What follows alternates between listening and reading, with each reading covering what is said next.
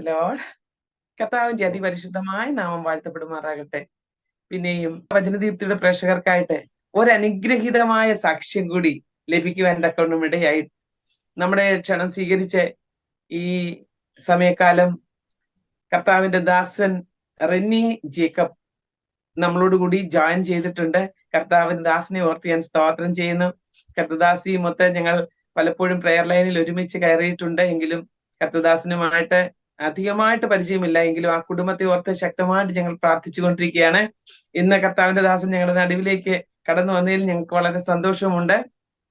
North ഇന്ത്യയിൽ കർത്താവിന്റെ വേലയിൽ ആയിരിക്കുന്നു. നമ്മുടെ ഇന്ന് പോയൽക്കാലം നമ്മുടെ നടുവിൽ കടന്നു വന്നത് നമുക്ക് ഏറെ അനുഗ്രഹവും ആശ്വാസവുമായി തീരട്ടെ എന്ന് ഞാൻ പ്രാർത്ഥിക്കുകയാണ്. കർത്തദാസന്റെ അനുഭവങ്ങൾ നമ്മോട് പങ്കുവെക്കുമ്പോൾ പ്രേക്ഷകരെ, ഈ സൂം പ്ലാറ്റ്ഫോമിലായിരിക്കുന്ന പ്രിയപ്പെട്ടവരെ, നമ്മളെല്ലാവരും ചേർന്ന് കർത്തദാസിന് വേണ്ടി പ്രാർത്ഥിക്കാം. അപ്പോൾ തന്നെ ഇന്ന് ഈ സമയക്കാലം നമ്മളോടൊത്ത് കർത്താവിന്റെ ദാസൻ നമ്മുടെ ക്ഷണം സ്വീകരിച്ച് കടന്നു വന്ന് നമ്മുടെ കരങ്ങളെ അടിച്ച് ചെയ്യാം. പ്രൈസ് ലോർഡ്, പ്രൈസ് ലോർഡ്, ആമേൻ. കർത്താവിന്റെ ദാസനെ ഞങ്ങൾ വചനദീപ്തിയുടെ സാക്ഷ്യ കൂടാരത്തിലേക്ക് തികഞ്ഞ സ്നേഹത്തോടും ആദരവോടും കൂടി കർത്തദാസനെ ഞങ്ങൾ സ്വാഗതം ചെയ്യുന്നു. Praise Lord. കർത്താവിന്റെ ദാസൻ എവിടെ നിന്നാണ് ജോയിൻ ചെയ്തിരിക്കുന്നതെന്ന് നമ്മുടെ പ്രേക്ഷകരുടെ അറിവിലേക്കായിട്ടൊന്ന് പറയാമോ? ഞാനിപ്പോൾ നമ്മുടെ ഉത്തർപ്രദേശിൽ ലക്നൗ എന്ന സ്ഥലത്ത് നിന്നാണ് ഞാൻ ജോലി ആയിരിക്കുന്നത്. Praise Lord. ലക്നൌവിൽ നിന്ന് അല്ലേ? ഫാസ്റ്ററെ, എത്ര കാലമായി ലക്നൌവിലായിട്ട്? യു പിയിലായിട്ട് 13 വർഷം കഴിഞ്ഞു. Praise Lord. അപ്പോ ഇപ്പം മക്കൾ എത്ര പേരാണുള്ളത്? 2 ആൺപിള്ളേര്, 2 ആൺകുട്ടികൾ. എന്ത് ചെയ്യുന്നവര്? 2ാം വർഷം പഠിക്കുന്നു. കൊച്ചുമോനെ 7ാം ക്ലാസ്സിൽ പഠിക്കുന്നു. Praise Lord, praise Lord. കർത്താവ് അനുഗ്രഹിക്കട്ടെ. കർത്താവിന്റെ നാമത്തിന് വേണ്ടി കർത്തദാസന് അനേക അനുഭവങ്ങൾ വടക്കേ ഇന്ത്യയുടെ പ്രദേശത്തിൽ ലക്നൌവിലും മറ്റിടങ്ങളിൽ നിന്നും ഒക്കെ അനേക അനുഭവങ്ങൾ നമ്മുടെ പ്രേക്ഷകരുമായിട്ട് പങ്കുവെക്കാൻ കാണുമല്ലോ. തീർച്ചയായിട്ടും കർത്തദാസൻ ഈ സമയക്കാലം അനുഗ്രഹീതമായ സാക്ഷ്യം നമ്മളോട് പ്രസ്താവിക്കുന്നതിന് മുൻപായിട്ട് ദൈവമക്കളെ, നമ്മൾ കർത്താവിന്റെ ദാസന് വേണ്ടി ഒരു നിമിഷം പ്രാർത്ഥിക്കാം. കർത്താവെ, നന്ദിയോടെ സ്തോത്രം ചെയ്യുന്നു. അങ്ങയുടെ അഭിഷിക്ത വൃത്തിനെ അങ്ങയുടെ കരങ്ങളിലേക്ക് സമ്പൂർണ്ണമായിട്ട് താഴ്ത്തി ഏൽപ്പിക്കട്ടെ. കർത്താവെ, അങ്ങയുടെ നാമത്തിന്റെ മഹത്വത്തിന് വേണ്ടി കാലാകാലങ്ങളിൽ അങ്ങയുടെ മുന്തിരിത്തോപ്പിൽ അധ്വാനിക്കുവാൻ കർത്താവെ ഓരോ പ്രിയപ്പെട്ടവരെയും വിളിച്ചു വേർതിരിക്കുമ്പോൾ ഇന്ന് ഈ സമയക്കാലം അങ്ങയുടെ അഭിഷിക്തനെയും അവിടുത്തെ ബലമാർന്ന കരങ്ങളിലേക്ക് കുടുംബമായിട്ട് ഞങ്ങൾ സമർപ്പിച്ചുകൊണ്ട് പ്രാർത്ഥിക്കുന്നു. കർത്തദാസിനെ കുടുംബമായിട്ട് അനുഗ്രഹിക്കണം. കുഞ്ഞുങ്ങളെ 2 പേരെയും തന്റെ കുട്ടുദാസിയെയും കർത്താവ് അനുഗ്രഹിക്കണമേ. ഒരുമിച്ച് ചേർന്ന് നിന്നുകൊണ്ട് അപ്പന്റെ വേല ചെയ്യുവാൻ അവരെ സഹായിക്കുന്ന വിധങ്ങൾക്കായിട്ട് ഞങ്ങൾ നന്ദി നിറഞ്ഞ ഹൃദയത്തോടെ സ്തോത്രം ചെയ്യുന്നു.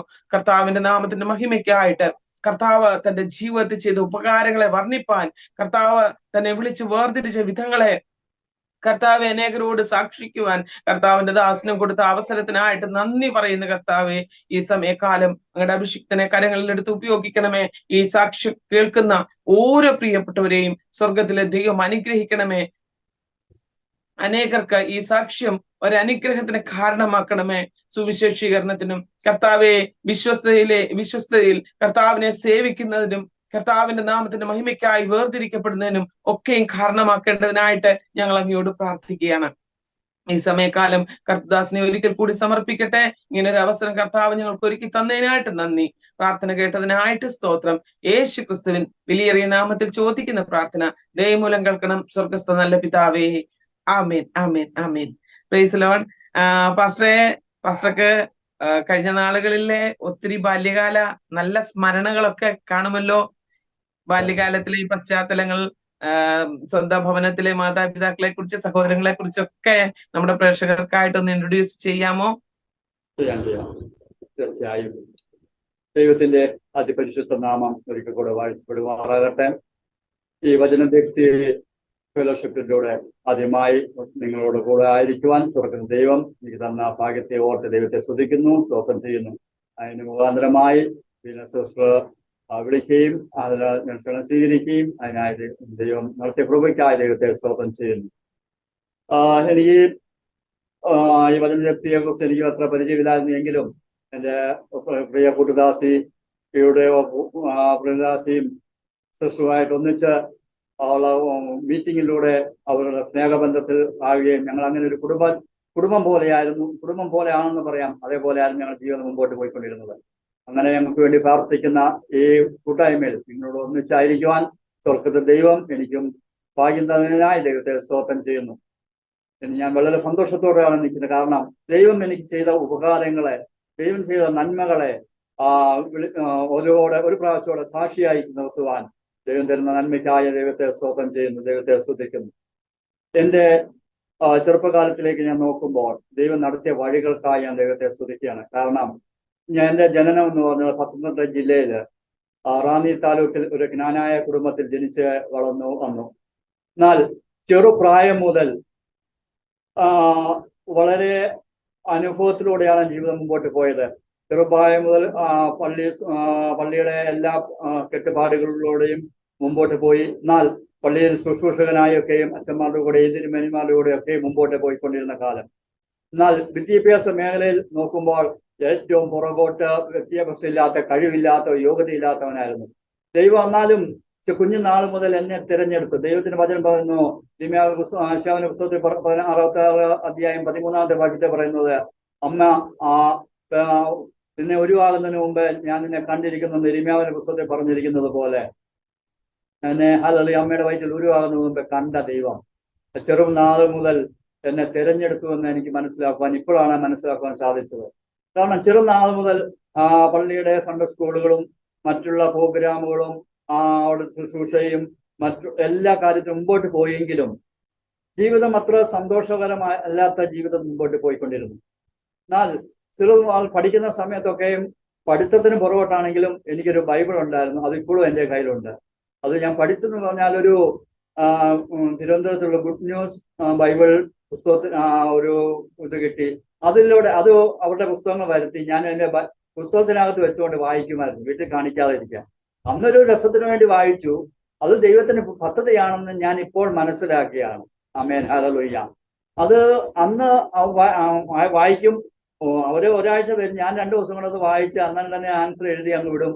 അങ്ങനെ പോയിക്കൊണ്ടിരുന്നു. എങ്കിലും ദൈവത്തിനൊരു തിരഞ്ഞെടുപ്പ്, ദൈവത്തിന് ഉദ്ദേശം ഉണ്ടായിരുന്നെന്ന് ഞാൻ ഈ നാളുകളിൽ പുറത്തിറങ്ങിയത് മുതലാണ് എനിക്ക് മനസ്സിലാക്കാൻ സാധിച്ചത്. എനിക്ക് 2 സഹോദരങ്ങള്, മാതാപിതാക്കൾ, അവരാരും ഇന്ന് വരെയും വിശ്വാസത്തിലേക്ക് കടന്നു വന്നില്ല. അവർ ജ്ഞാനായ കുടുംബത്തിലോ ജ്ഞാനായ പാരമ്പര്യത്തില് മുമ്പോട്ട് ജീവിച്ചുകൊണ്ടിരിക്കുന്നു. എനിക്ക് 2 മക്കളാണെന്ന് ആദ്യമേ ഞാൻ പറഞ്ഞിരുന്നല്ലോ. എൻ്റെ വൈഫിനും വീട്ടിലും അവരും 5 പെൺകുട്ടികളായിരുന്നു. അതിൽ 4ാമത്തെ ആളാണ് എൻ്റെ വൈഫ്.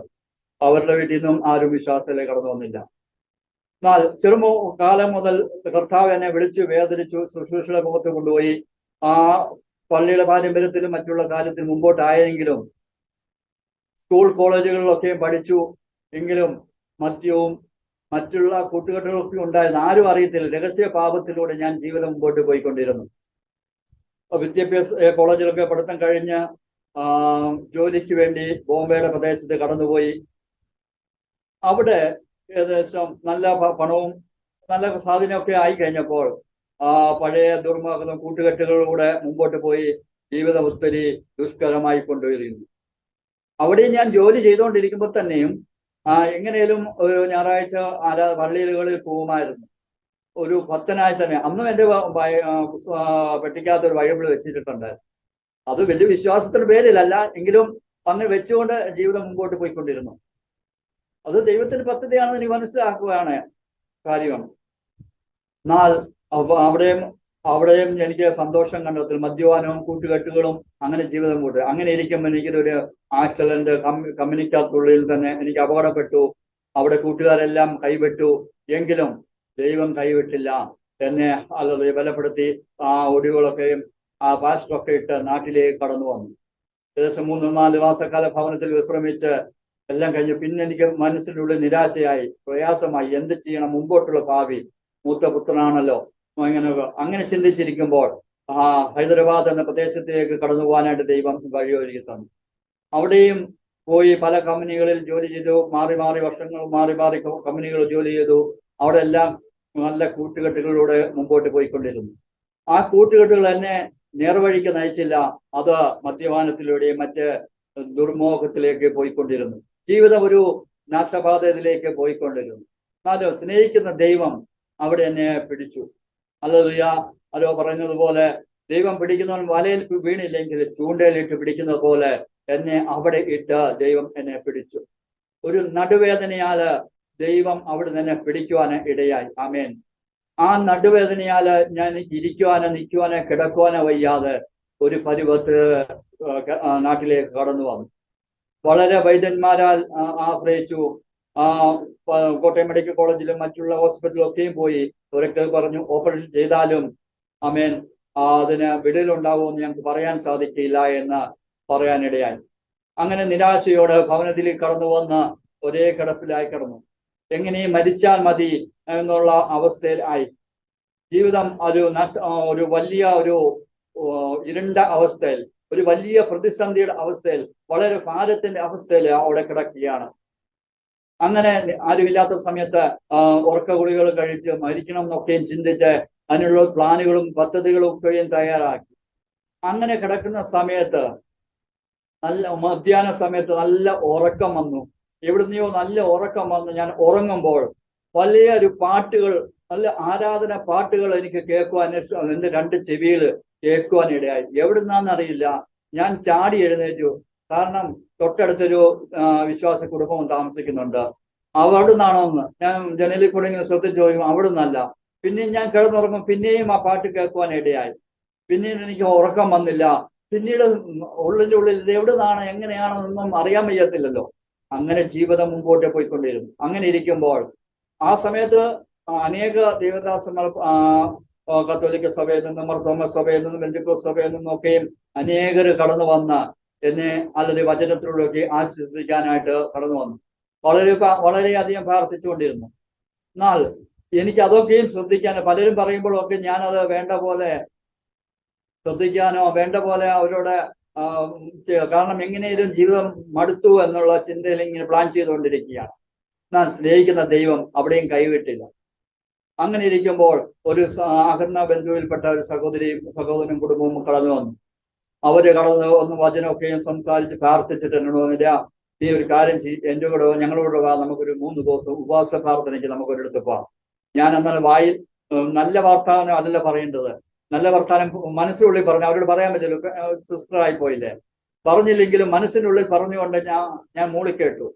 പിന്നീട് അവരൊക്കെയും പോകേണ്ട സമയത്ത് തലേദിവസം വിളിച്ചു പറഞ്ഞു. പോകുന്ന ദിവസം രാവിലെ എന്നെ വന്ന് വിളിച്ചുകൊണ്ട് എങ്ങനെയൊക്കെയോ അവരുടെ വണ്ടിയൊക്കെ കയറി ആ പ്രാർത്ഥനാലയത്തിൽ പോയി ഇരിക്കാൻ ഇടയായി.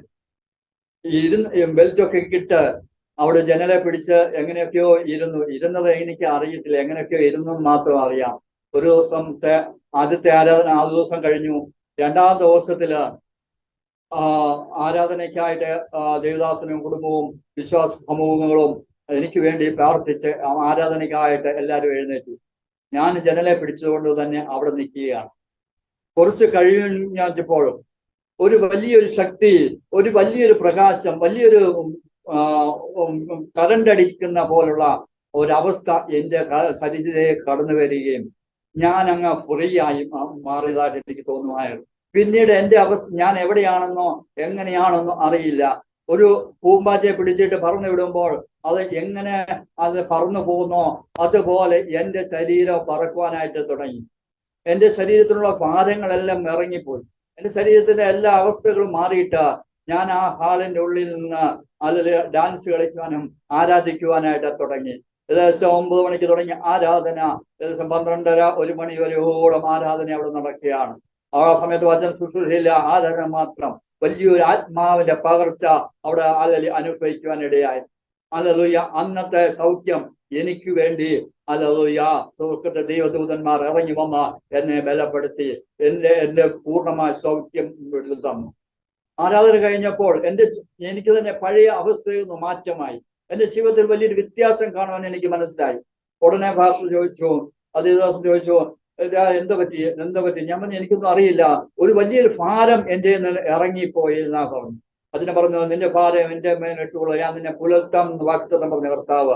ആ ഭാരം എൻ്റെ നിന്ന് ഇറങ്ങിപ്പോയതും എനിക്ക് ശക്തി പ്രാപിക്കാനിടയായി.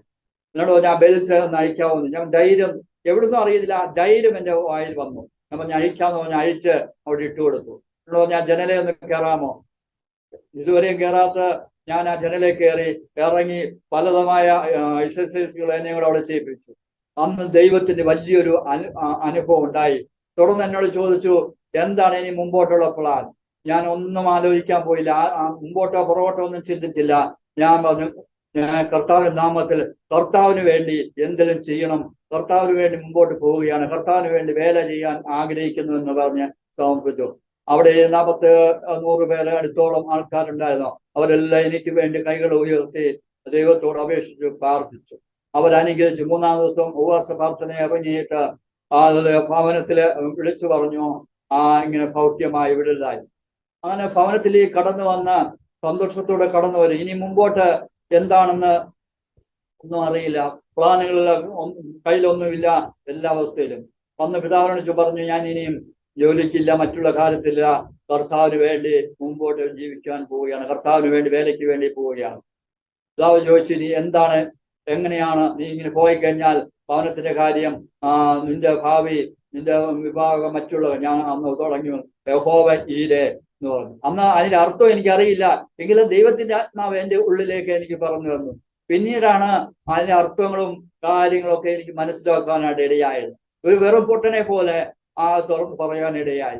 അല്ലെങ്കിൽ ഈ വചനം പറഞ്ഞു, ജ്ഞാനികളെ ലജ്ജിപ്പിക്കാൻ ജ്ഞാനികളെ തിരഞ്ഞെടുത്ത ദൈവം, അല്ലെങ്കിൽ എന്നെയും ദൈവം തിരഞ്ഞെടുത്തു എന്ന് എനിക്ക് മനസ്സിലാക്കുവാനിടയായി. ആമേൻ, ഹല്ലേലൂയ. ഈ ബലികനായ അടിയൻ അന്ന് തീരുമാനമെടുത്തു. പിന്നീട് എവിടെല്ലാം മീറ്റിങ്ങുകളുണ്ടോ അവർക്ക് ദൈവം പോവാനിടയായി. കയ്യിലൊന്നുമില്ലെങ്കിലും ദൈവം ആ സമയമാവുമ്പോൾ ആരുടെയും ദൈവം നമുക്ക് കൈ തന്നു വിടുവാനായിട്ട് ഇടയായി. അങ്ങനെ വചനം പഠിക്കുകയും പ്രാർത്ഥിക്കുകയും രാത്രിയാമങ്ങൾ എഴുന്നേറ്റ് കരയുകയും നിലവിളിക്കാനും ഇടയായി. അങ്ങനെ ഇരിക്കുമ്പോൾ റാന്നിയുടെ പ്രദേശത്ത് ഒരു മിശ്ര സംഘടന കടന്നു വരുവാനിടയായി. 2002 രക്ഷിക്കപ്പെട്ട് പുറത്തിറങ്ങിയത് മുതൽ അവിടെ ഒരു ആൾക്കാർ, ഒരു മിശ്ര സംഘടന, ഇന്ത്യയുടെ പല ഭാഗത്തായിട്ട് മിഷൻ പ്രവർത്തനം ചെയ്യുന്ന ഒരു ഗ്രൂപ്പ് കടന്നു വരുന്നു. ആ ഗ്രൂപ്പിൽ കടന്നുപോയി അവരുടെ പ്രവർത്തനങ്ങൾ കാണുകയും ആദിവാസികളുടെ ഇടയിലും മറ്റുള്ളവരുടെ ഇടയിലൊക്കെയും പ്രവർത്തിക്കുന്ന ഗ്രൂപ്പിനെ കാണുകയും അവരോട് സംസാരിക്കുകയും ചെയ്തു. അവരുമായി സംസാരിച്ച് അവർ പറഞ്ഞു, ഒരു കാര്യം ചെയ്യുന്ന ഓഫീസിലേക്ക് വാ, നമുക്ക് സംസാരിക്കാമെന്ന് പറഞ്ഞു. അങ്ങനെ പ്രാർത്ഥിച്ച് ഞാൻ അവിടെ കടന്നു ചെന്നു. അവിടെ എല്ലാ കാര്യങ്ങളും സംസാരിച്ച് ഞാൻ എഗ്രി ചെയ്തു. അങ്ങനെ 2003 ദൈവത്തിന്റെ വേലയിലേക്ക് പുറത്തിറങ്ങുവാനായിട്ട് ഇടയായി. അതിൻ്റെ ഇടയിൽ ഒത്തിരി പ്രയാസങ്ങളും ബുദ്ധിമുട്ടുകളും സാമ്പത്തികമായി ഒക്കെയും എനിക്ക് കടന്നു വന്നു. അതിനിടയിൽ വലിയ വെല്ലുവിളികൾ ഏറ്റെടുക്കേണ്ടതായിട്ട് കടന്നു വന്നു. അതിനെയൊക്കെ തരണം ചെയ്യുവാൻ പ്രാർത്ഥനയല്ലാതെ എനിക്കൊന്നുമില്ലായിരുന്നു. ആരും ഒരു സപ്പോർട്ടില്ല, എനിക്ക് ആരും ഒരു സഹായിക്കുവാനില്ല. എന്നാൽ സ്വർഗ്ഗ ദൈവം സമയം ഹല്ലേലൂയ, ദൈവം ഏലിയാവിനെ പോഷിപ്പിച്ച പോലെ ദൈവം ഹല്ലേലൂയ എന്നെയും പോഷിപ്പിക്കുവാനായിട്ട് ഇടയായി. ആമേൻ, ഹല്ലേലൂയ. അങ്ങനെ വചനം പഠിക്കുവാനായിട്ട് കർണാടകയിലേക്ക് കടന്നുപോയി. അവിടെ ദേവദാസന്മാരോട് വചനം പഠിക്കുകയും അവിടുന്ന് കടന്ന നാട്ടിലേക്ക് വരുന്ന സമയത്ത് തന്നെ ഞാനായിരിക്കുന്ന സംഘടനക്കാർ വിവാഹ ആലോചനകളുമായി കൊണ്ടുവന്നു. ഞാൻ അറിയുന്നില്ല, അവര് രണ്ടു കൂട്ടത്തിലും വിളിച്ചിട്ട് സംസാരിച്ച് പിതാക്കന്മാരെയൊക്കെ വിളിച്ചു അവർ കൊണ്ടുവന്ന് ഞാൻ ഓഫീസിൽ വരുമ്പോഴാണ് അറിയുന്നത് ഇങ്ങനെ ഒരു വിവാഹാലോചന കാര്യങ്ങൾ നിൽക്കുന്നു. അങ്ങനെ ആ കാര്യങ്ങൾ മുമ്പോട്ട് വന്ന് സംസാരിച്ച് അവിടെ കാര്യങ്ങളായി. ആ കാര്യങ്ങൾ കഴിഞ്ഞ് മുമ്പോട്ട് എല്ലാം ഞാൻ അവിടുത്തെ മീറ്റിംഗ് എല്ലാം കഴിഞ്ഞ് ഭവനത്തിൽ ചെല്ലുമ്പോഴാണ് വലിയ ഒരു അതിൽ ഇടിമുഴങ്ങുന്ന പോലുള്ള പ്രയാസങ്ങളും പ്രതികൂലങ്ങളും എൻ്റെ ജീവിതത്തിലേക്ക് കടന്നു വന്നു. കാരണം ഒരു ജ്ഞാനായക്കാരൻ യാക്കോബിറ്റ് വിവാഹം കഴിച്ചാൽ അതിൻ്റെതായിട്ടുള്ള പ്രതിസന്ധികള്, അതിൻ്റെതായിട്ടുള്ള പോരാട്ടങ്ങള് ഞാൻ ഏറ്റെടുത്തു. അതിൽ വരുവാനിടയായി. എന്നാൽ അവിടെയും ആരും സഹായിക്കുവാനില്ല, ആരോട് ചോദിക്കുവാനില്ല, ആരും കരുതുവാനില്ല. എന്നാൽ സ്വർഗീയ ദൈവം എനിക്ക് ബലം തന്നു.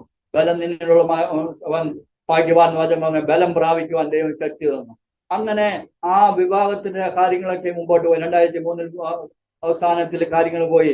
2024 വിവാഹം നടക്കുവാനായിട്ട് ദൈവം ഒരുക്കി തന്നു. 26/1/2024 വിവാഹം നടക്കുവാനായിട്ട് ദൈവം. ആ സമയത്തും വളരെ പ്രതിസന്ധികള്. ഒരു മരണ വീട്ടിൽ എങ്ങനെ കാര്യങ്ങൾ നടക്കുന്നു അതേമാതിരിയായിരുന്നു ഹല്ലേലൂയ എന്റെ വിവാഹം, ഞങ്ങളുടെ വിവാഹം നടന്നത്.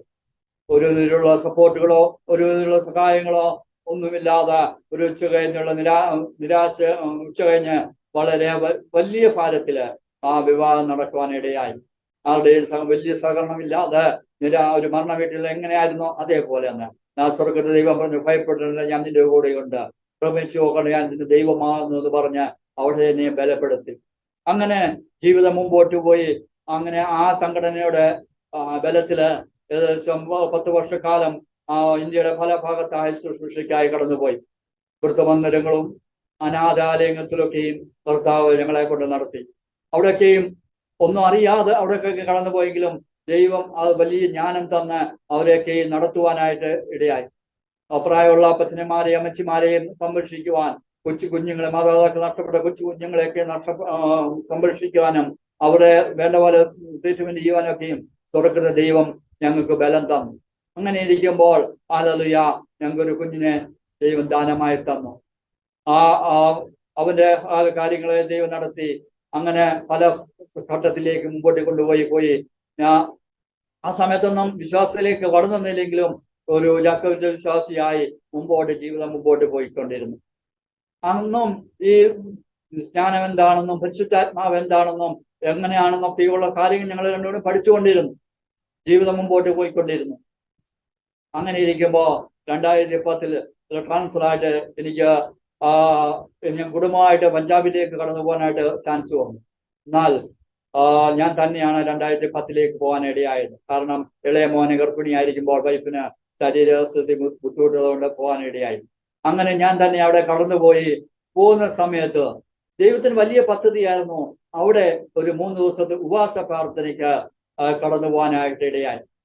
അത് അവിടെയുള്ള സഹോദരനോടും കുടുംബത്തോടും കൂടെ ദൂരെ ഒരു സ്ഥലത്ത് ഒരു അനേക ദേവദാസന്മാർ ഒന്നിച്ചിരുന്ന 3 ദിവസക്കാലം ഉപവാസിക്കുന്ന ഒരു ഗ്രൂപ്പ് ഉണ്ടായിരുന്നു. അവിടെ കടന്നു ചെല്ലുമ്പോൾ ദൈവത്തിന്റെ പരിശുദ്ധാത്മാവ് അതിൽ ശക്തമായി എന്നോട് ഇടപെടാൻ ഇടയായി. പരിശുദ്ധാത്മാവ് നിറഞ്ഞു, എന്നോട് സംസാരിച്ചു. സ്നാനപ്പെടണം, വിശ്വാസത്തിലേക്ക് കടന്നു വരണം, ഈ കെട്ടുകളെ അഴിക്കണം, ഇതിൽ നിന്നൊക്കെ ഇറങ്ങണമെന്നൊക്കെ പറഞ്ഞു. ദൈവത്തിന്റെ ആത്മാവ് വലിയ ശക്തമായി ഇടപെട്ടു. അന്ന് ഞാൻ എന്റെ കൂടെ വന്ന സഹോദരനോട് പറഞ്ഞു, ഏതാസം ഇങ്ങനെ വിഷയമുണ്ട്, ദൈവം എന്നോട് സംസാരിക്കും, നമുക്ക് സ്നാനപ്പെടണമെന്ന്. നമുക്ക് അടുത്ത മാസം നമുക്ക് ചെയ്യാം എന്ന് പറഞ്ഞുകൊണ്ട് ഞങ്ങൾ ഭവനത്തിലേക്ക് കടന്നു വന്നിട്ട് ഞാൻ വൈഫിനോട് വിളിച്ചു പറഞ്ഞു, ഇങ്ങനെ ഒരു വിഷയമുണ്ട്, ഞാൻ സ്നാനപ്പെടാൻ പോവാം. ഉടനെ പറഞ്ഞു, എന്നെ സ്നാനപ്പെടണ്ട, ഇപ്പൊ കുഞ്ഞിന്റെ ഡെലിവറി ആയി കഴിയുമ്പോൾ അതൊരു ബുദ്ധിമുട്ടാവും, നമുക്ക് സ്നാനപ്പെടുവാൻ നമുക്ക് ഒന്നിച്ച് ചെയ്യാമെന്നൊക്കെ പറഞ്ഞു. അങ്ങനെ ഞാൻ വലിയ ഭാരത്തോടെ നാട്ടിലേക്ക് കടന്നു വന്നു. ഉള്ളിന്റെ ഉള്ളിൽ ആ തീ കത്തിക്കൊണ്ടിരിക്കുകയാണ്. സ്നാനപ്പെടണം, കർത്താവിന് വേണ്ടി സാക്ഷിയാകണം, എല്ലാം കെട്ടുകൾ പൊട്ടണമെന്ന് തോന്നുന്നു. അങ്ങനെ കടന്നു വന്നു. പിന്നീട് പഞ്ചാബിൽ നിന്ന് നാട്ടിൽ കടന്നു വന്ന് കുഞ്ഞിന്റെ കാര്യങ്ങളെല്ലാം കഴിഞ്ഞു മുമ്പ് പോയി. പിന്നീട് ഞങ്ങൾ പഞ്ചാബിലേക്ക് പോകാനായിട്ട് തിരിയുമ്പോഴാണ് ഓഫീസിൽ നിന്ന് പിന്നീട് ഞങ്ങൾക്ക് അപ്പോയിന്റ്മെന്റ് വരുന്നത് ഉത്തർപ്രദേശിലേക്ക് കാൺപൂർ എന്ന സ്ഥലത്തേക്ക് പോവാം. അവിടെ അവിടെ ഒരു ശുശ്രൂഷയിലേക്ക് കടന്നു വന്നു. അവിടെ ഏകദേശം 3-4 വർഷക്കാലം ശുശ്രൂഷ ചെയ്തുകൊണ്ടിരിക്കുമ്പോൾ തന്നെ ദൈവത്തിന്റെ വലിയൊരു പദ്ധതി ഞങ്ങൾക്ക് ഒരുക്കി തരുവാനിടയായി. അങ്ങനെ 2015 ആമേൻ ഹല്ലേലൂയ 2013 സ്നാനപ്പെടുവാനായിട്ട് ഞങ്ങൾക്ക് ദൈവം ഇടയായി. അത് 2013 ജനുവരി മാസം 27-ാം തീയതി ഞങ്ങൾക്ക് രണ്ടുപേർക്കും കർത്താവിനെ ജലത്തിൽ സ്നാനപ്പെടുവാൻ ദൈവം ഒരുക്കി തന്നു. ഹല്ലേലൂയ. ദൈവം 2013 27 ജനുവരി മാസം ദൈവം ഞങ്ങളെ രണ്ടുപേരെയും ജലത്തിൽ കർത്താവ് ദേവദാസന്മാരെ കൈക്കീഴിൽ സ്നാനപ്പെടുവാൻ ദൈവം ഒരുക്കി തന്നു. അതിനായി ദൈവത്തെ ഞാൻ സ്തോത്രം ചെയ്യുകയാണ്. ഹല്ലേലൂയ. പിന്നെയും ഞങ്ങൾ സ്നാനപ്പെട്ട് തിരിച്ച് ആയിരിക്കുന്ന സ്ഥാനത്തേക്ക് കടന്നു വന്നു. അന്നു മുതൽ ഉള്ളിന്റെ ഉള്ളിൽ ഒരു ചോദ്യമാണ്, ഇനി ഇവിടെ നിന്നാൽ അവരുടെ പാരമ്പര്യം, അവരുടെ ശുശ്രൂഷകള്, അവരുടെ കഷ്ടപ്പാടുകളൊക്കെയും ആയിത്തീരും. എന്നാൽ അത് എന്ത് ചെയ്യണമെന്ന് നമുക്ക് ചിന്തിച്ച് ഞാനിങ്ങൾ പ്ലാനുകൾ പ്രാർത്ഥിച്ചുകൊണ്ടിരുന്നു. പ്രാർത്ഥിച്ചുകൊണ്ടിരിക്കുമ്പോൾ തന്നെ എന്റെ കൂടെയുള്ള ദേവദാസന്മാരോ അല്ലെങ്കിൽ തൊട്ടുള്ള സഭകളുള്ള ദേവദാസന്മാർക്ക് ആർക്കും അറിയില്ല ഇങ്ങനെ സംഭവിച്ചിട്ടുള്ളത്. ഞങ്ങൾക്ക് രഹസ്യമായി ഞങ്ങൾക്ക് 4 പേർക്കല്ലാതെ 4-5 പേർക്കല്ലാതെ ആർക്കും അറിയില്ല. ഞങ്ങളവിടെ പ്രാർത്ഥിച്ചു കൊണ്ടിരിക്കുമ്പോൾ തന്നെ അടുത്തുള്ള സഭയിലേക്ക് ഒരു ദേവദാസൻ കടന്നു വന്നപ്പോൾ ഞങ്ങൾ സംസാരിച്ചിട്ട് ഞങ്ങളുടെ ഭവനത്തിലേക്ക് വന്നിങ്ങനെ സംസാരിച്ചിട്ട് പറഞ്ഞു, നിങ്ങൾ ഇരുത്തോണിയിലാണല്ലോ കാല് വെച്ചിരിക്കുന്നത്, നിങ്ങൾ ഇങ്ങനെ നിന്നാ ദൈവം നിങ്ങളെ കീറിക്കളയും, അതുകൊണ്ട് നിങ്ങൾ പുറത്തിറങ്ങണമെന്ന് പറഞ്ഞു. നിങ്ങൾ സ്നാനപ്പെട്ടിട്ട് തോണി കാല് വെച്ചിരിക്കുക, നിങ്ങൾ പുറത്തിറങ്ങുക. ആമേൻ, ഹല്ലേലൂയ. ആ ആ സംഭവത്തിൽ തന്നെ ഞങ്ങളെ എല്ലാം ഞങ്ങളെ വലിച്ച് ദൈവം അവിടെ കയറി. അങ്ങനെ അവിടുന്ന് ഞങ്ങൾ തീരുമാനം എടുത്തു. ഈ കാൺപൂരിൽ ഇരിക്കുമ്പോൾ തന്നെ എൻ്റെ ജീവിതത്തിൽ ഒത്തിരി പ്രയാസങ്ങൾ അനുഭവിച്ചു. ഓരോ വർഷം ന്യൂമോണിയ, അടുത്ത വർഷം ടൈഫോയിഡ്, അങ്ങനെ പലതമായ ഡെങ്കു, അങ്ങനെ പലതമായ ഇത് കിട്ടുന്ന പണം മുഴുവൻ ഹോസ്പിറ്റല്, മക്കൾക്ക് അസുഖങ്ങള്, കിട്ടുന്നതെല്ലാം നിരാശകള്, എന്നാൽ സന്തോഷമില്ലാത്ത, അങ്ങനെ ഇരിക്കുമ്പോൾ സ്ഥാനപ്പെടുവാനൊക്കെ ഇടയായി. സ്ഥാനപ്പെട്ട് പുറത്ത് അങ്ങനെ ഞങ്ങൾ പ്രാർത്ഥിച്ച് ഓഫീസിലേക്ക് ഞങ്ങൾ ലെറ്റർ എഴുതി. അവിടുന്ന് വലിയ വാഗ്ദാനങ്ങൾ അവരൊക്കെ തരുവാനിടയായി. ഞങ്ങളിപ്പോ തരുന്നതിനേക്കാൾ കൂടുതൽ തരാൻ മറ്റുള്ള കാര്യങ്ങൾ വലിയ വാഗ്ദാനങ്ങൾ തരാൻ ഇടയായെങ്കിലും ഞങ്ങളതെല്ലാം പൗലോസ് പറയുന്ന പോലെ ചപ്പും ചവറും ഒന്ന് എണ്ണിക്കൊണ്ട് അതെല്ലാം ഉപേക്ഷിച്ച് ഉടനെ തന്നെ വെറും കൈയോടെ ഒന്നുമില്ലാതെ അവസ്ഥയില് പുറത്തിറങ്ങുവാനായിട്ട് ഇടയായി. അങ്ങനെ ഒരു സ്റ്റവും ഞങ്ങളുടെ ഉള്ള തുണിയുമായിട്ട് 2 കൈക്കുഞ്ഞുങ്ങളുമായി ഞങ്ങൾ പഠിക്കുന്ന മൂത്ത മോനും UKG LKG പഠിക്കുന്ന കൊച്ചുമോനും വലിയ കൊച്ചുമോനുമായിട്ട് ഞങ്ങൾ പുറത്തിറങ്ങി. നാളെ എന്താണെന്ന് ഞങ്ങൾക്കറിയില്ല, നാളെ എപ്രകാരമാണെന്ന് അറിയില്ല, വാടക എങ്ങനെ കൊടുക്കുമെന്ന് അറിയില്ല, ഏത് രീതിയിലാണെന്ന് അറിയില്ല. എന്നാൽ ദൈവം ഒരു ശക്തി തന്നു. ഞങ്ങളെല്ലാം വിട്ട് ഉപേക്ഷിച്ച് പുറത്തേക്ക് കടന്നു വന്നു. ഇത് പുറത്തു വന്നതൊന്നും ഞങ്ങളുടെ ഭവനക്കാരറിയില്ല, സ്ഥാനപ്പെട്ടത് ഭവനക്കാരറിയുന്നില്ല. എന്നാൽ പിന്നീട് അവരറിയാൻ ഇടയായി. അറിഞ്ഞപ്പോൾ വലിയ കോളുകൾക്കും വലിയ പ്രശ്നങ്ങൾ ഞങ്ങളുടെ ജീവിതത്തിലേക്ക് കടന്നു വന്നു. എങ്കിലും അതൊന്നും മൈൻഡ് ചെയ്യാതെ ദൈവത്തെ മുറുകെ പിടിച്ച് മുന്നോട്ട് യാത്ര ചെയ്തു. ആമേൻ. ദൈവത്തിന്റെ മൃദുവായ ശബ്ദം ഏലിയാവ് കേട്ടതുപോലെ കേൾക്കുവാനായിട്ട് ഇടയായി. ആമേൻ, ഹല്ലേലൂയ. ദൈവത്തിന്റെ വലിയ ശബ്ദം കേൾക്കുവാൻ ഇടയായി, ഞങ്ങൾക്ക് കേൾക്കുവാനിടയായി. അങ്ങനെ ഇരിക്കുമ്പോൾ പല കാര്യങ്ങൾ ഞങ്ങളുമായി വലിയ പരിചയമില്ലെങ്കിലും അത് വർഷങ്ങളായി ബന്ധമില്ലാത്ത പലരും ഞങ്ങളെ സഹായിക്കുവാനായിട്ട് കടന്നു വന്നു. അങ്ങനെ ചെറിയ ചെറിയ കാര്യങ്ങളായി ദൈവം തുറന്നു. ദൈവം ബോട്ട് നടത്തി. അവിടെ ഒറ്റയ്ക്ക് ചില നാളുകൾക്ക് ചില മാസങ്ങൾ ശുശ്രൂഷ ചെയ്തുകൊണ്ടിരിക്കുമ്പോൾ ഞാൻ പ്രത്യേകിച്ച് നാട്ടിലേക്ക് കടന്നു വരുവാൻ ഇടയായി. നാട്ടിൽ കടന്നു വന്നപ്പോൾ ഒരു പ്രാർത്ഥനയിൽ കടന്നു പോകുമ്പോൾ ദേവദാസൻ എന്നോട് പ്രാർത്ഥന കഴിഞ്ഞപ്പോൾ എന്നോട് പറഞ്ഞു, ഇപ്പോൾ ആയിരിക്കുന്ന സ്ഥലത്തു നിന്ന് വേറൊരു സ്ഥലത്ത് പോകും, അവിടെ കുറച്ചു നാള് ഒരു ശുശ്രൂഷ ചെയ്യും, ആ ശുശ്രൂഷ കഴിഞ്ഞ് ഒരു ദൗത്യം പൂർത്തീകരിക്കുന്നത് പോലെ ചെയ്തിട്ട് പുറത്തു പോകുന്നൊക്കെ ദൈവവാഗ്ദാനം കേൾക്കുവാനിടയായി. വളരെ വേറെ കാര്യങ്ങളൊക്കെ പറഞ്ഞു. അതുപോലെ തന്നെ ഞാൻ തിരിച്ച് കടന്നു വന്ന് ഞങ്ങൾ പ്രാർത്ഥിച്ചുകൊണ്ടിരിക്കുമ്പോൾ ഒരു കർത്തദാസനിലൂടെ ഈ ശബ്ദം ഇതുപോലെ തന്നെ കേൾക്കുവാനിടയായി. ആയിട്ടുമായിട്ട് ഒരു പരിചയമില്ല. എന്നാൽ അങ്ങനെ ഞങ്ങൾ ലക്നോയുടെ പ്രദേശത്ത് കടന്നു വന്നു. അങ്ങനെ കടന്നു വന്ന കർത്താവിന് വേണ്ടി ഒറ്റയ്ക്ക് ആരുമില്ല സഹായിക്കാതെ പ്രാർത്ഥിച്ചുകൊണ്ടിരുന്ന അങ്ങനെ ഒരു ദൗത്യം ഏറ്റെടുക്കാനിടയായി. അവിടെ ഏകദേശം 1.5 വർഷക്കാലം ഒരു ശുശ്രൂഷയില് ഒരു കർത്തദാസന്മാരുടെ കുടുംബത്തിനോട് കൂടി ചേർന്ന് ശുശ്രൂഷ ചെയ്തുകൊണ്ടിരുന്നു. ദൈവം വലിയ കാര്യങ്ങളെ പഠിപ്പിച്ചുകൊണ്ടിരുന്നു. പ്രതിസന്ധികള്, പ്രയാസങ്ങള്, ഹല്ലേലൂയ, കയ്യിലൊന്നുമില്ലാതെ ഭാരപ്പെട്ട അവസ്ഥകള് ഉണ്ടായിരുന്നു. 5 രൂപയുടെ പാല് വാങ്ങിച്ചാൽ 2 ദിവസം വരെയും എടുത്തു വെച്ച് കുഞ്ഞുങ്ങൾക്ക് കൊടുക്കുന്ന അവസ്ഥ, അരി പോലും ഇല്ലാത്ത അവസ്ഥകള്, വീട്ടിലൊന്നുമില്ലാത്ത അവസ്ഥകള്.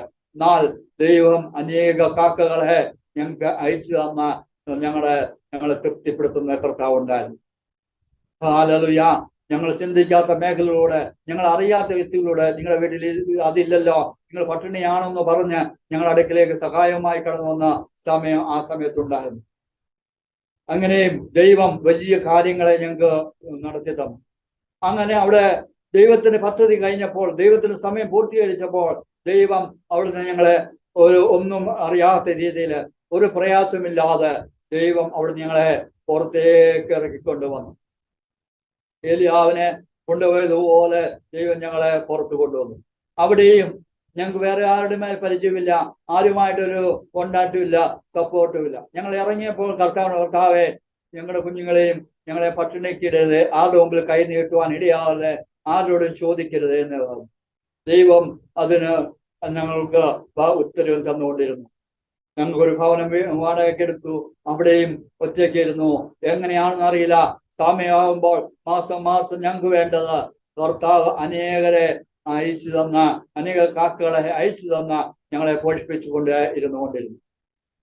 എന്നാൽ ഭവനക്കാരോ മറ്റുള്ളവരും ചോദിക്കില്ല, എങ്ങനെയാണ് നിങ്ങൾ ജീവിക്കുന്നത്, കുഞ്ഞുങ്ങളുടെ കാര്യം എങ്ങനെയാണ്, ഒന്നും ചോദിക്കാൻ അവര് ഇല്ല. കാരണം പുകഞ്ഞ കൊള്ളി പുറത്ത് എന്ന് പറഞ്ഞ പോലെ ഞങ്ങൾ പുറത്തായത് കൊണ്ട്, കാരണം അവരുടെ ഇഷ്ടത്തിൽ നമ്മൾ നിൽക്കാത്തത് കൊണ്ട്. എന്നാൽ ദൈവ ഇഷ്ടം ചെയ്യുന്നവനോ ഭാഗ്യവാൻ എന്ന് പറഞ്ഞ ദൈവ ഇഷ്ടം ചെയ്യുവാനായിട്ട് പുറത്തിറങ്ങിയത് കൊണ്ട് ദൈവം മാനിച്ചു. അങ്ങനെ ഇരിക്കുമ്പോൾ അവിടെ UP-യുടെ സാഹചര്യത്തിനനുസരിച്ച് ഒറ്റയ്ക്ക് നിന്ന് ശുശ്രൂഷ ചെയ്യാൻ സാധിക്കാത്തത് കൊണ്ട് 2016 ചർച്ച് ഫുൾ ഗോസ്പൽ ചർച്ചിന്റെ പ്രവർത്തകനായി ശുശ്രൂഷ ചെയ്യുവാനുണ്ട്. ആ സമയത്ത് അനേക ദേവദാസന്മാർ പറഞ്ഞു ഞങ്ങളോട് ചേരുവാനായിട്ട്. ഞങ്ങൾ പ്രാർത്ഥിക്കാമെന്ന് പറഞ്ഞ് നീണ്ട ചില മാസങ്ങൾ, ചില ദിവസങ്ങളൊക്കെ ഉപവസിച്ച് പ്രാർത്ഥിച്ചിട്ട് തീരുമാനം എടുത്ത് കർത്താവിന് വേണ്ടി വേല ചെയ്തു.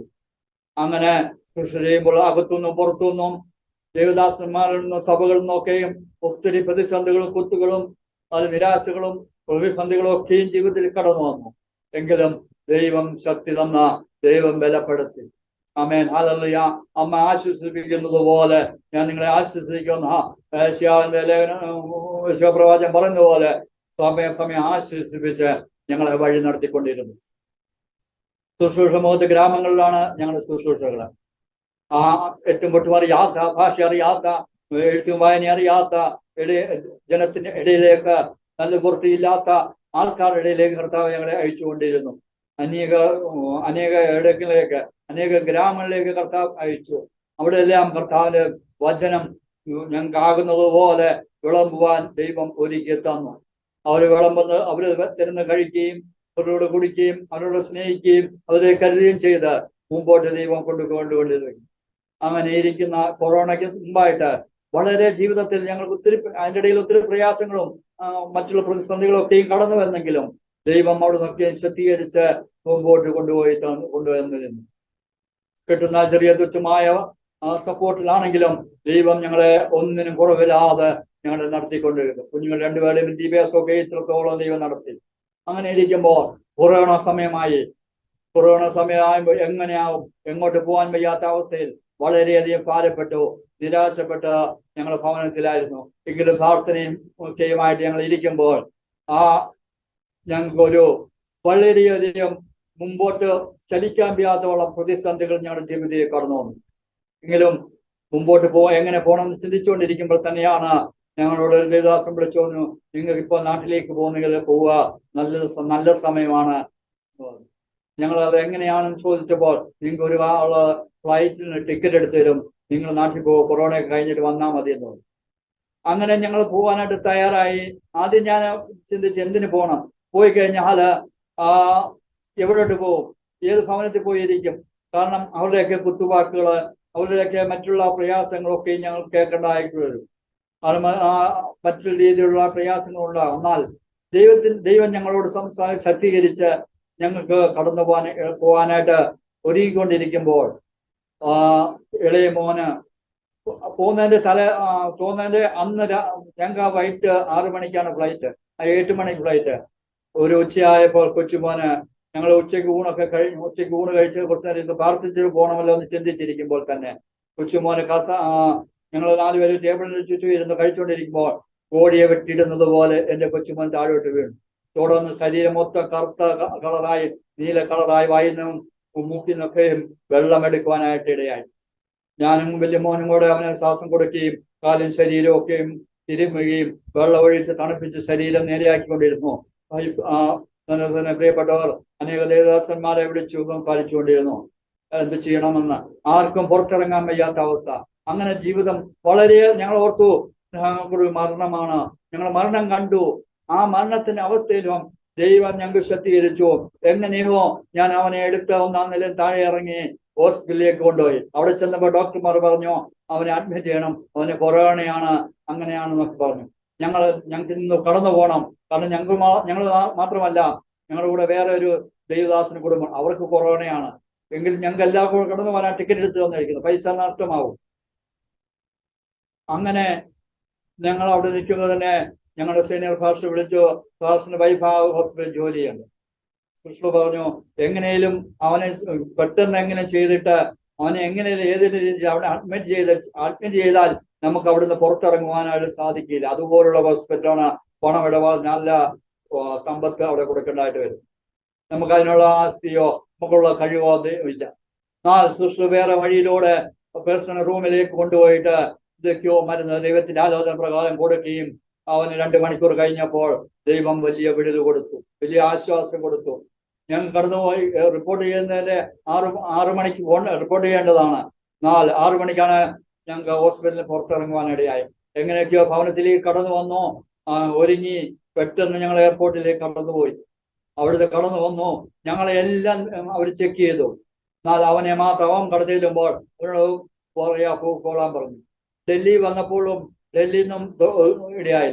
ഞങ്ങൾ ഫ്ലൈറ്റ് കയറി നാട്ടിൽ വന്നു കഴിഞ്ഞപ്പോൾ അറിയുന്നു ഞങ്ങളുടെ ഫ്ലൈറ്റ് അല്ലാതെ മറ്റെല്ലാ ഫ്ലൈറ്റുകളും ക്യാൻസലാക്കിയിരിക്കുന്നു. ആമേൻ ആമേൻ. ഞങ്ങൾ ഡൽഹി വന്നു, ഞങ്ങളുടെ ഫ്ലൈറ്റ് ക്യാൻസലാക്കിയപ്പോൾ ഞങ്ങൾ എങ്ങോട്ട് പോകും?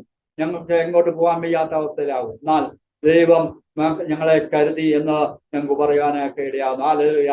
ദൈവം തക്ക സമയത്ത് ഞങ്ങൾക്ക് വഴികാട്ടി തന്നു.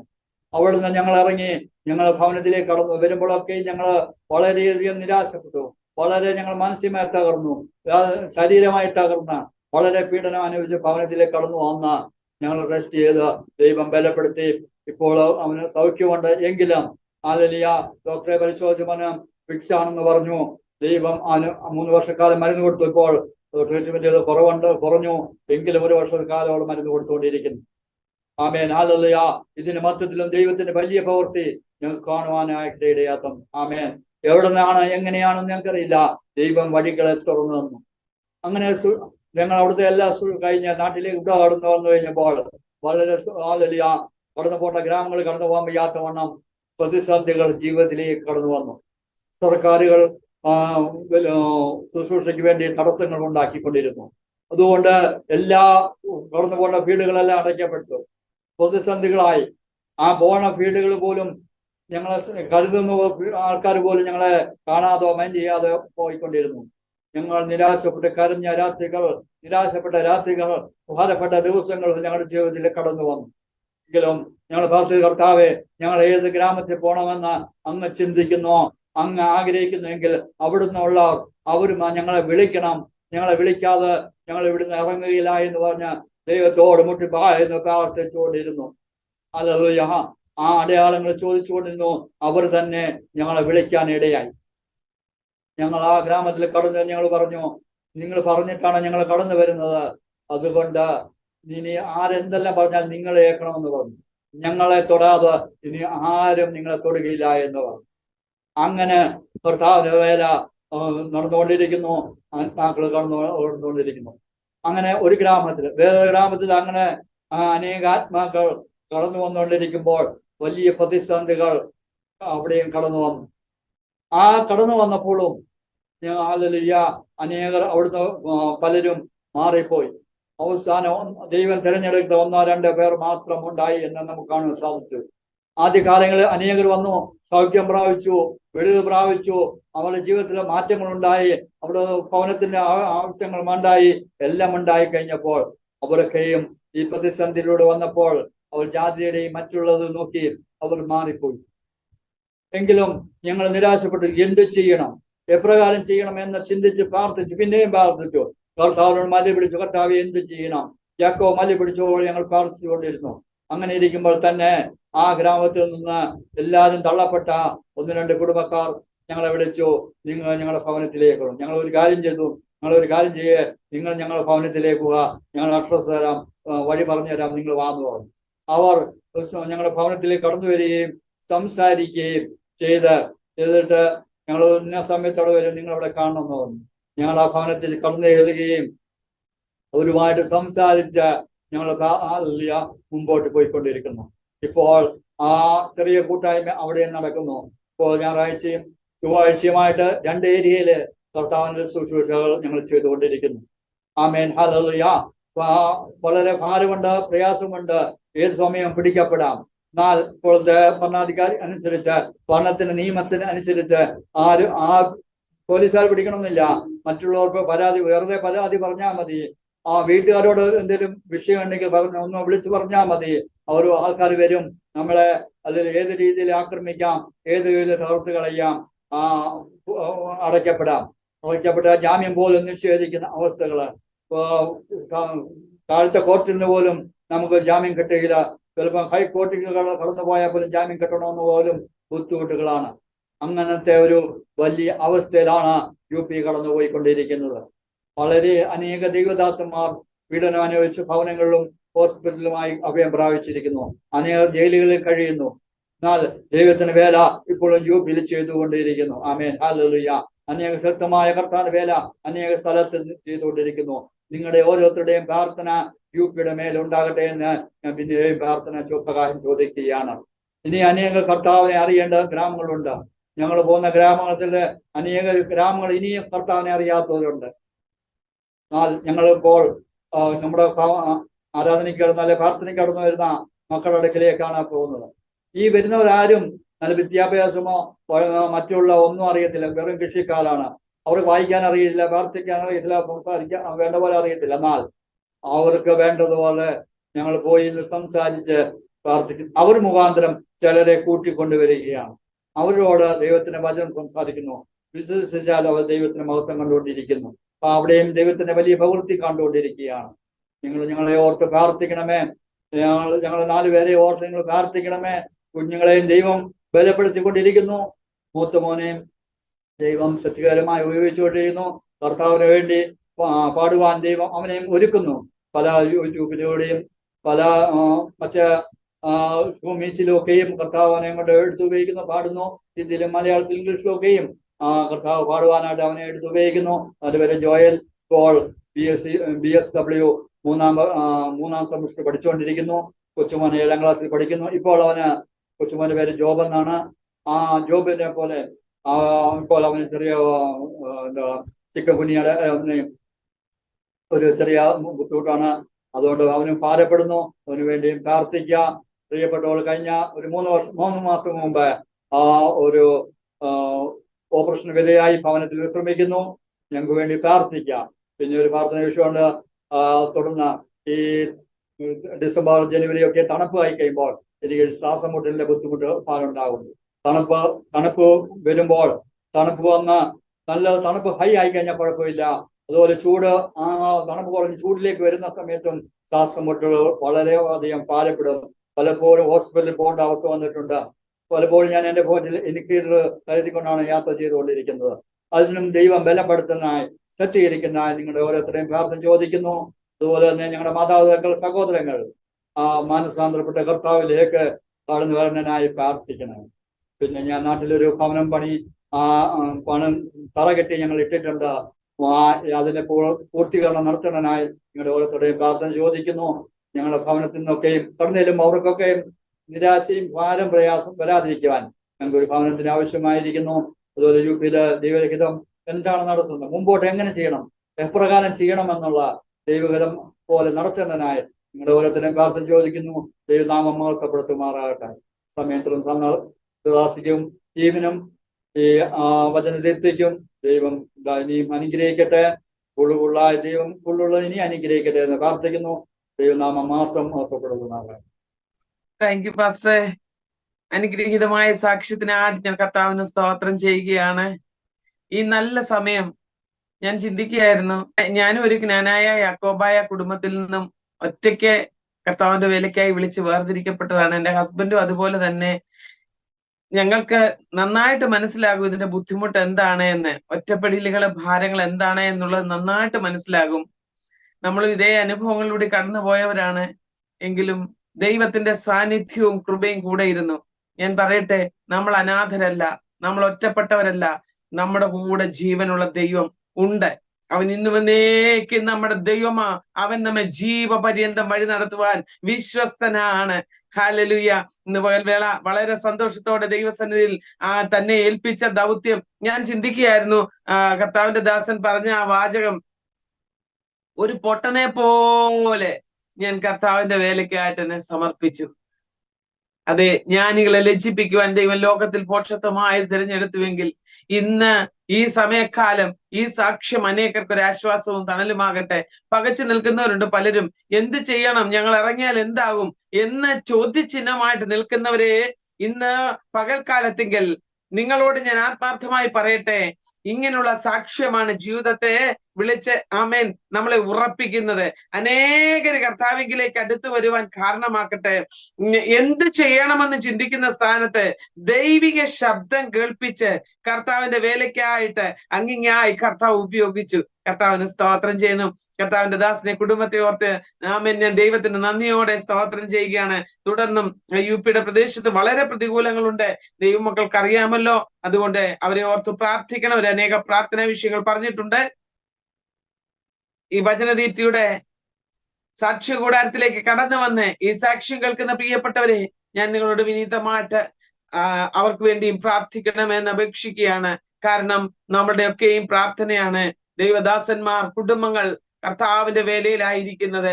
പല പ്രതികൂലങ്ങളുണ്ട്. അവയുടെയൊക്കെ നടുവിൽ ബലത്തോടെ ധൈര്യത്തോടെ കർത്തനാമത്തെ ഉയർത്തുവാൻ കർത്താവിനെ സഹായിക്കേണ്ടതിനായിട്ട് നിങ്ങളുടെ വിലപ്പെട്ട പ്രാർത്ഥനയെ ചോദിക്കുന്നു. കർത്താവിന്റെ ദാസനെ ഞങ്ങളോടൊത്ത് സമയം വേർതിരിച്ച് സാക്ഷീകരിക്കുവാൻ തക്കവണ്ണം കടന്നു വന്നതിന് ദൈവനാമത്തിൽ നന്ദി അറിയിക്കുന്നു. തുടർന്നും കർത്താവിന്റെ നാമത്തിന്റെ മഹത്വത്തിനായിട്ട് കർത്താവ് ശക്തമായി ഉപയോഗിക്കട്ടെ. ഏത് പ്രതികൂലങ്ങളുടെ നടുവിലും പ്രശ്നങ്ങളുടെ നടുവിലും തളരാതെ പതറാതെ നിൽപ്പാൻ ദൈവം കൃപ നൽകട്ടെ. ഞാൻ ഈ തരുണത്തിൽ ഒരു വാക്യം ഓർത്തു പോവുകയാണ്. ഏലിയാവ് ഇസബേലിന്റെ വാക്കിനെ കേട്ട് ഭയപ്പെട്ട് പേടിച്ച് ചൂരച്ചെടിയുടെ നനലിൽ പോയി കിടന്നു.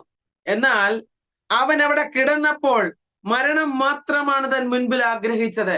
മരണം മാത്രം ആഗ്രഹിച്ച് മതി യഹോവേ എന്ന് പറഞ്ഞ സ്ഥാനത്ത് നിരാശയും പ്രയാസവും അവന്റെ ജീവിതത്തെ, അവന് വിശപ്പും ദാഹവും അവന്റെ ജീവിതത്തിൽ വളരെ ബുദ്ധിമുട്ടുണ്ടാക്കി. അപ്പോൾ തന്നെ ഭീഷണി അവന്റെ മുൻപിൽ, അവന് മുന്നോട്ട് പോകാൻ കഴിയാതെ ഭാരപ്പെട്ടുവെങ്കിൽ ദൈവാത്മാവ് അവന് വേണ്ടി ദൂതനെ അയച്ച് കനലിന്മേൽ ചുട്ട് അടയും തുരുത്തിയിൽ വെള്ളവും കൊടുത്തുവെങ്കിൽ ഇന്ന് നമുക്ക് സമസ്വഭാവമുള്ളവനായ ഏലിയാവ് വിളിച്ചു പറയുകയാണ്, ധൈര്യപ്പെടുക, കർത്താവ് തക്ക സമയത്ത് ഇതുവരെ പ്രവർത്തിച്ചവൻ. അതാത് സമയങ്ങളിൽ ഭക്ഷണവും അതാത് സമയങ്ങളിൽ പാർപ്പിടവും അതാത് സമയങ്ങളിൽ ജീവിതത്തിന് ആവശ്യമാകുന്ന സകല സൗകര്യങ്ങളും ചെയ്തു തന്നവൻ. മേലാലും നടത്തുവാൻ ശക്തനും നുറച്ച് നമുക്ക് മുന്നേറാം. കർത്താവിന്റെ ദാസനെ ധാരാളമായിട്ട് അനുഗ്രഹിക്കട്ടെ. തുടർന്ന് അനേകായിരങ്ങൾക്ക് ഒരാശ്വാസമായി മാറട്ടെ എന്ന് പ്രാർത്ഥിക്കുകയും ആശംസിക്കുകയും ചെയ്തുകൊണ്ട് ഇന്നത്തെ നമ്മുടെ സാക്ഷ്യ കൂടാരത്തിന്റെ സാക്ഷ്യം ഇവിടെ ബൈൻഡപ്പ് ചെയ്യുന്നു. കർത്താവ് എല്ലാവരെയും സഹായിക്കുമാറാകട്ടെ. കർത്താവ് ഞങ്ങളുടെ ദാസനെ അനുഗ്രഹിക്കണമേ. യേശു ക്രിസ്തുവിൻ നാമത്തിൽ ആ കുടുംബത്തെ അനുഗ്രഹിച്ച് പ്രാർത്ഥിക്കുന്നു. അവരുടെ പ്രാർത്ഥനാ വിഷയങ്ങളെല്ലാം അപ്പന്റെ കരങ്ങളിലേക്ക് സമർപ്പിക്കട്ടെ. കർത്താവ് അവയുടെ മേലൊക്കെയും അതിവേഗം ദൈവപ്രവൃത്തി വെളിപ്പെടുത്തണം. കുടുംബത്തിലുള്ള പ്രിയപ്പെട്ടവരൊക്കെയും ഈ രക്ഷയുടെ സന്തോഷം അനുഭവിച്ചറിയുവാൻ ദൈവം ഇടയാക്കിയട്ടെ. അതിനായി സഹായിക്കണം. പ്രാർത്ഥനയും യാചനയും കേട്ടതിനായി സ്തോത്രം. യേശു ക്രിസ്തുവിൻ വിലയേറിയ നാമത്തിൽ തന്നെ. ആമേൻ, ആമേൻ, ആമേൻ. God bless you all. മറാനാഥ.